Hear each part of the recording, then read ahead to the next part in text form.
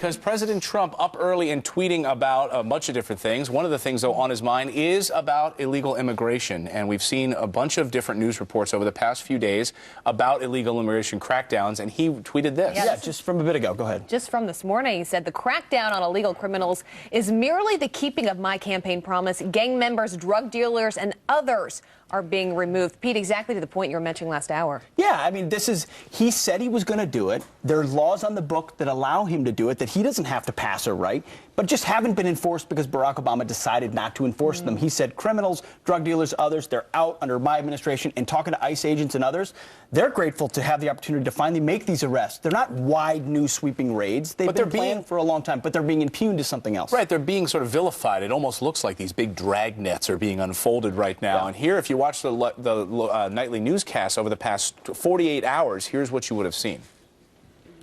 Immigration raids, some communities on edge after a string of deportation raids in at least 6 states. More than 16 million people in this country live in a household with at least one undocumented immigrant. Families of undocumented immigrants say they are now living in fear. In Texas, video on social media showing a man being detained by an ICE agent in front of a fast food restaurant sends a chilling message. We're following breaking news, an enforcement surge in undocumented immigrant arrests.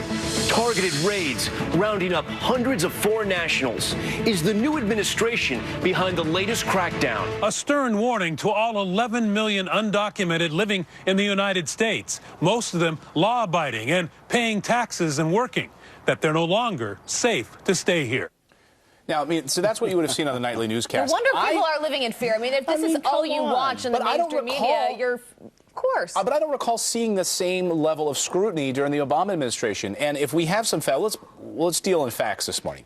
President Obama, more people, illegals, were deported under President Obama than any president in history, almost double what George W. Bush and Bill Clinton did. He was called combined. the deporter-in-chief. Deporter-in-chief. Remember that? So these where were those newscasts, though? Exactly. Where were those newscasts? Those raids? You listen to the voices on that. It's all raids, raids. There's raids everywhere. And it's always undocumented immigrants. You know, language is powerful. No, what it is illegal immigrants who've committed criminal acts, which is what President Trump has talked about. Take, for example, Los Angeles. There were 160 arrests over Thursday and Friday of illegals. 150 of those 160 had criminal histories. Of the 10 that didn't have criminal records, 5 were already marked for deportation. And only 5 who were arrested would have not been arrested under Barack Obama. These are policies that existed under Obama that he never enforced in many cases. Donald Trump is. They're not dragnet, jackboot raids in the middle of the night. These aren't kids being pulled out of their parents' arms. These are criminals who have been in our country illegally, who he vowed in the campaign he would send home. Well, I was just going to say, just going back to the tweet that we just read from President Donald Trump that he tweeted this morning, this is exactly what he campaigned on. He said, when I get into office, this is going to be one of my the first things I'm going to do. Yeah. He has done that, you know, so I feel like every weekend we're here talking about mainstream media almost being up in arms about things that he is doing as president, when he's told us a number of times now this is what he was going to do. We have to be the counterbalance to that. I mean, these raids were happening under President Obama at a rate unlike anything we've ever seen in American history under President Obama. These raids were happening at chicken factories in Georgia all the time. The problem, though, that when they were happening there is that ICE agents felt like their hands were tied. They would deport these individuals, and these individuals would come right back. A new crop of people would come right back. They'd show up at the chicken plant, and they'd deport them, and new people would come in. For the first time, you're hearing from ICE agents saying, we feel like we can now do our job. Well, and you can do your job and not have to catch and release program when you then also build a beautiful wall on the border that prevents people from continuing to come back time and time again. So you have to deport time and time again. Yeah. The problem, Clayton, is that it's not just on this side of the border where President Trump is facing resistance. There's groups now in Mexico vowing to jam U.S. courts, trying to overburden the immigration court system here, which is already heavily overburdened. But they're basically instructing illegal immigrants to keep appealing and appealing and appealing, and they're willing to fund that to jam the court system here. Right, to make it overly complicated. So they're saying if you are going to be kicked out, file a lawsuit. How many are we talking about? I mean, imagine how jammed up the courts could be and how long this could potentially take.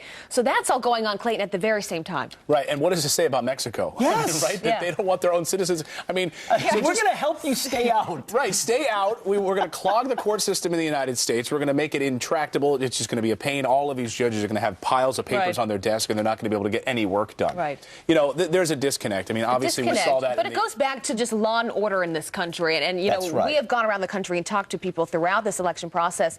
And one of the biggest issues for so many of them is they want law and order restored to this country again. And that was one of his biggest things on the campaign trail. And that's what he's doing. And sorry, I didn't mean to cut you off. I mean, that's what people love about President Trump, too. You know he's going to say, that's not okay. Why is a foreign country or a group from a foreign country dictating to our courts, spending money to clog our court system when we're just trying to maintain the rule of law? President Obama would never have done that. You can conceive of President Trump saying, no, we're going to cut that off, too. And we're going to pay for the wall. And you wouldn't conceive of this, that President Trump may actually agree with one Democrat this morning. That he may actually say, yes, I agree with this individual. I'm not going to put words in his mouth, but I have to think that when he watched last night some of the comments from Randall Buckley, who was at the DNC event last night when he was sitting there on the row along with Jammu Green. Running for the new chairman. Running for the new chairman, and he told the rest of his compatriots, he said, grow up, you were out of touch, listen.